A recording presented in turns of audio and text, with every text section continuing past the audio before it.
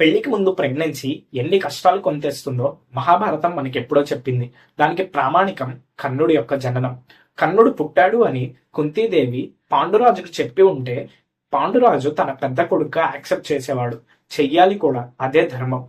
అప్పుడు పాండవుల్లో కర్ణుడు పెద్దవాడయ్యి ఉండేవాడు, రాజు అయ్యి ఉండేవాడు, దుర్యోధనుడు వైపు వెళ్ళుండేవాడు కాదు, కురుక్షేత్ర యుద్ధమే జరిగి ఉండేది కాదు. మరి దేవుడు ఎందుకు ఇలా చేశాడు? ఎందుకు అంటే కురుక్షేత్ర యుద్ధం జరగకపోతే ధర్మ సంస్థాపనే ఉండదు. అందుకనే అలా కుంతీదేవికి ప్రచోదనం చేశాడు. మరి కుంతీదేవి తప్పు చేసిందా అంటే తన జీవితం మొత్తంలో చేసిన ఒక్క తప్పు తనని వెంటాడుతూనే వస్తుంది. కానీ కుంతీదేవి చాలా మంచిది. మరి దేవుడు దీనికి కర్ణుడినే ఎందుకు ఎంచుకున్నాడు? ఎందుకు అంటే కర్ణుడు తన పూర్వ జన్మలో చేసిన పాపమే ఇప్పుడు కర్మఫలంగా వచ్చి కర్ణుడు అన్ని కష్టాలు పడడానికి కారణమైంది. కర్ణుడు మహాపాపం చేశాడు పూర్వజన్మలో. అది తెలియాలి అంటే నెక్స్ట్ వీడియో చూడాలి.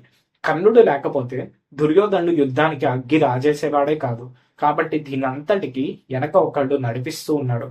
ఆయనే శ్రీకృష్ణ పరమాత్మ.